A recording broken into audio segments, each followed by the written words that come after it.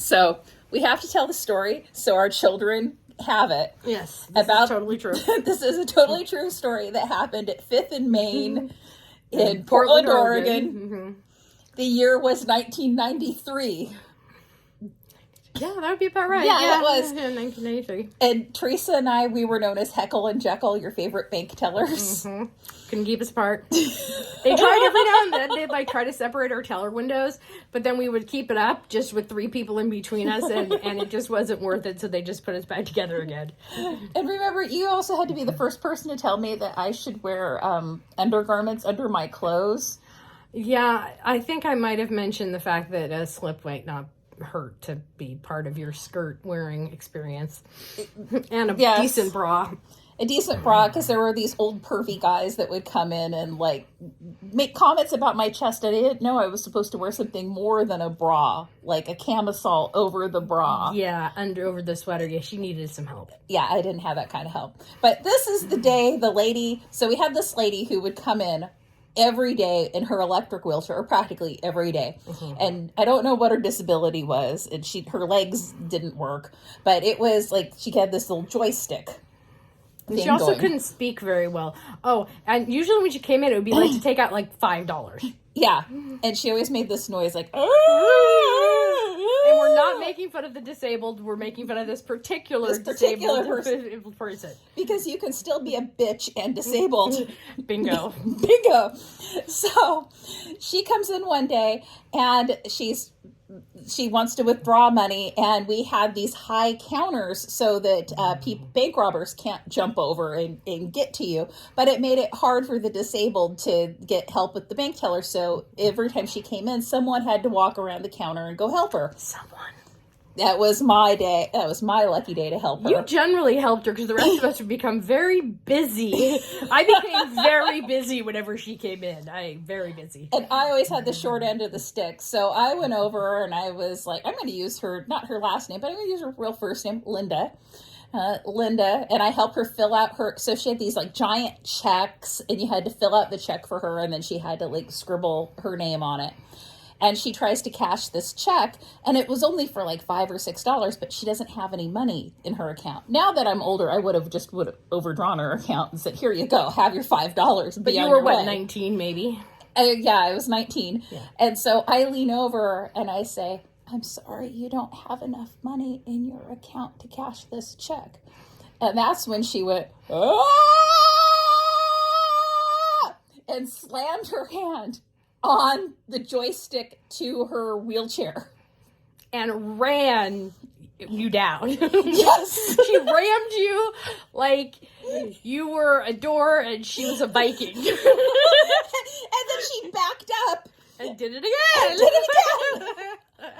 And I can't go anywhere because the bank counters are high to prevent people from crawling up. So my skirt rips, and I try to climb over the bank counter, and then I have to go run around the outside. And the whole time she's going, and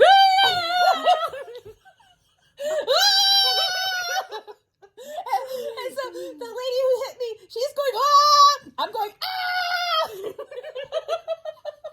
And then she made her escape. No one's I think everyone was just stunned that it happened. No one stops her. Someone could have. It wasn't clear what happened because she was always really weird and would frequently have these screaming freakouts. I don't think I realized at first that she had smashed into you. That wasn't clear as far as what had happened. I mean, I remember seeing you kind of jumping out of the way, but I was like, what the hell? Because again, I was sort of leaning over the counter because we didn't have glass back then. Yeah.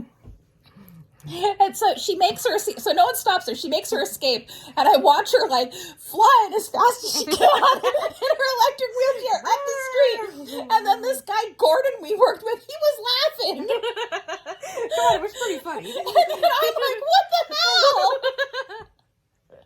Oh, Lord. And for that, I ended up in a cast. Because she broke off part of my kneecap, and I had to go to the emergency room, and the bank we worked for sent someone to the emergency room to make sure I wouldn't press charges against this lady. And I was in a cast from my ankle to my hip, for 3 months. But it wasn't a hard cast. It was No, It's not like you had to be in a wheelchair going, whoa! But I wanted one. But you still had to. You still sat at your little. You got to sit down for. Yeah, 3 I got months. to sit down. What are you bitching about? And it Did you was- know you cannot be a bank teller and sit down at the same time? Just Yeah, saying. we used to fight that all the time. Yeah, and it was the weirdest cast because it was like fiberglass, and then they cut like a ravine out of it, and so my leg was stuck straight up while I was trying to bank teller, and it was really uncomfortable. Yeah. And then I couldn't balance my drawer, and then they transferred me into telephone banking, which was its own special, awful place. Do you ever work in the 10-digit? You had to put remember we had to put the microcodes on. Yeah, POD. Proof of I did that deposit. for a while too. I did fucking that hated too. that. Oh, I fucking hated that. And you had to like be so fast, but at least you got to wear your headphones and listen to your own music. That's true. I only did that a couple times, and I was like, yeah, this is not. But I did telephone banking sometime to get full-time work. Because they paid us such shit, and we were all going to college and in debt just to work there. But then you got paid more to work after 10 o'clock at night, Yeah. and that was when all the stoners would call in. Yeah. But do you remember what was the name of the crazy Colombian lady who ran private banking? Chris From Colombia. Okay, now I was deeply in debt because I would go to Nordstrom's on my lunch hour and shop. And I had a Nordstrom's credit card, and that way also I could drive my car and then get my parking validated. So I figured it was good to go shopping. Okay. So, I'd eat miso soup over rice for lunch, but I'd still then go up to Nordy's and buy things. And when I transferred to that other branch, they called me to make sure I was okay because they hadn't seen me in such long. Anyway, but I talk about that $6,000 of debt that eventually I had to pay off. But Chris called me into her office one time. This is very important. This is why I discussed my debt. And she said, Theresa, you always look so nice. Is there any way you can teach the others how to dress so nicely? And I didn't know how to say to her, the only reason I dressed this night is I'm deeply in debt. But I was like, Chris, and Chris was immaculate. And she worked for private banking. So those were all the clients that had, $500,000 or more in the deposits. Bank, in deposits, right? I mean, rich ass people. And so it was like, we don't make enough money to dress nice. It was hilarious because she was always impeccably dressed in these matching suits, and I swear to God, she must have come from drug money to come out of Colombia looking that good. Oh, she was always trying to tell me about, because I've had a pooch even before I had kids. I could just go to Colombia and I could get that fixed. Well, that's so nice. If I was going to invest in myself. Oh, and remember she had the orchid service, so she always had a beautiful orchid on her desk. She was so pretentious. Oh my God, she was the worst. She was absolutely the worst. But working at the bank was always entertaining. I mean, there was never a dull moment. Do you remember the time were you there the day that we almost got robbed on a Saturday? I don't think you were there that Saturday. Crazy Patsy. Patsy was a big woman. Okay? Big woman. She was a big woman. She wasn't just heavy, she was a big woman. I mean, she could have easily transitioned to be a man and no one would have thought twice about it. She would have been a quarterbacker. Yeah, she was a big woman. And we had that one crazy drunk guy that would come in every now and then and cash his checks, and he smelled like a freaking distillery and a dirty ashtray. Yeah. And he came in one day and he started complaining about his $5. He wanted his $5 because remember he waited in line for more than 5 minutes. And he didn't because it wasn't a Saturday, right? Yeah. So then he comes in and he starts swearing, "Give me your $5, want my money. You people have my money and you better give me my money." And I mean, we're all sitting there with our fingers just right on the button, going, "Okay, if this guy crosses the velvet ropes, man, this is a robbery, right? How do you know if this is a robbery or not?" And Patsy comes flying out from her desk with her broom skirt waving. She always wore super hippie clothes. She was a total hippie. Comes flying out and she gets this close to this big old guy's face because he was real tall too. Yeah. And I don't know what she said to him, and she would never tell me, but his face got this look on it, and he turned and walked his ass right out the bridge. Oh my God. I'm like, "What did you say to him?" She goes, "It's best not share," or something like that. So she must have told him where to go and how to get there. And I was just like, damn, because we were all thinking, is this asshole actually going to rob the bank? Because I somehow managed 3 robberies in my career in banking, both the one when you were robbed, the other one where... this is a robbery. When I got robbed, this is a robbery and I have a gum. Yeah, and when I read the note, I thought it was a joke at first. Yeah. And then when the merchant teller, what was that nice guy's name? Oh, Twan? No. The little John Bugler? John, yeah. Remember when he tried to quit smoking? We ended up buying him a pack of cigarettes because he was such an asshole. We're like, please start smoking again. Anyway, but no, so it was, and he got robbed, right? So those are two of the robberies. Got robbed, yeah. Then one time I was subbing at that branch that was right on 23rd, that was right by my house. Oh, in 21st and Davis. Yeah, 21st and Davis, which was the most boring branch ever. Anyway, Yeah. because we worked in like the busiest branch, so any other branch was just Dullsville. And I walked home for lunch. I came back from lunch, and there was like 4 police cars that I get. I'm like, yeah, so I'm guessing I'm done for the day. And they're like, yeah. I'm like, okay, gotta go. So those are 3 robberies that I was not there for. Completely missed 3 bank robberies. Mm-hmm. And then when I worked for Bank of America up in Seattle, we got quote unquote robbed, and then it turned out it was actually just one of the tellers robbed herself. Oh God! And of course, once they looked at all the video and stuff, they figured out that that no one came in and robbed the bank. Right? I'm like, I missed every bank robbery opportunity to be, and you got extra money when you got robbed. I could have used a little extra cash to pay off that Nordstrom's credit card. Hey, my robber didn't pick me for my spelt wardrobe. But do you remember that, like, because we got robbed like 2 days, it was like right in the same week, twice in 1 week, that we got an FBI agent for a little while, but then they decided to give us a security guard. Remember that creepy ass security guard? Yes! Oh my God, he was like Chester the Molester in a uniform. It was so gross. And he was just like and Patsy finally fired him. Like, she wasn't even allowed to fire him, but she's like, that guy's gotta go, because he was always like, look at how you doing, ladies. Yeah, and like leaning in, he was like personal space, and we're like, ew. And Patsy was no dumbass. Patsy was like on it, right? And she was just like, that guy's gotta go. She just called corporate and was like, nope, you're out. You're not coming back here, because he was just like creeping on all of us. And of course, Tita liked it, but then you know. Her boobs. And how come, like, she got to walk around with her boobs have fallen out of her clothes all the time? I know. Well, maybe because she had bigger boobs than all of us. She had huge boobs. I mean, they were monstrously large. But still, it was like, could you button that up or something? Yeah, anyway. Yeah. Well, maybe they thought men would deposit more money because they could. You walked in, and the first thing you saw were Tita's boobs. Yeah.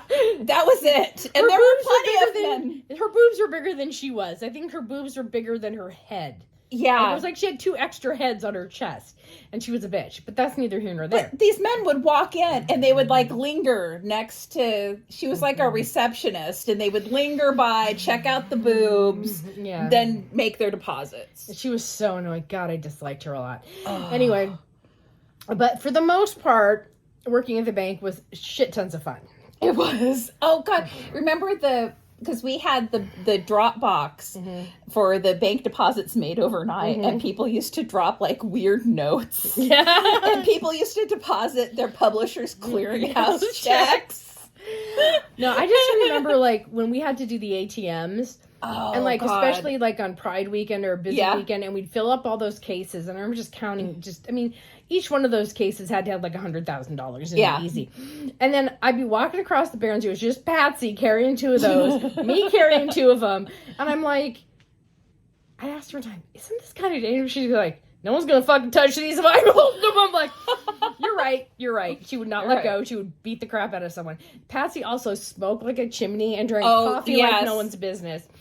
And and remember her love of organs, because we went to the organ grinder with her. Mm-hmm. And her husband was a piece of work too. He'd come in and he was like just stoned. And he collected vintage pornography. Yeah, but he sort of dressed like a train conductor. Yes, he dressed like a train conductor who told you about vintage porn, and he was high all the time. Always wore overalls, always. Yes. He was like, and here's Patsy, our leftover hippie, broom skirt wearing, patchouli smelling. She didn't really smell like patchouli. Yeah, she did. Kind of, she did. Patchouli. She was constant patchouli. Yeah, anyway, worked with the crazy, what was her name again? The Allison? No, Allison was a doll baby. Yeah. No, but the crazy lady, the Colombian lady. Colombian Chris. Chris hated Patsy, and Yes. Patsy hated Chris. Yes. But they were working in the same branch, because private banking used to be like upstairs, and remember then they moved it downstairs, and like they did not like each other. Chris thought Patsy was disgusting, and Patsy thought Chris was just a fucking bitch, which she was, a snooty, stuck-up bitch. She's the colors like from the cartel, that. Oh, it was awful. It was awful. But we loved it. And then we had our assistant branch manager, Allison. She was like your grandma. Yeah, she was. She was really, we drove her absolutely insane. She just did not know what She to was do the with one us. who kept trying to separate us. That we would, we'd open our two teller windows together, and then she'd, get further apart. Then we would be like, hey, Theresa! And most of our clients thought we were hilarious. But, Yes. And then who was the guy? Remember, wasn't Allison left and then we got a guy, or was the guy there and then we got Allison?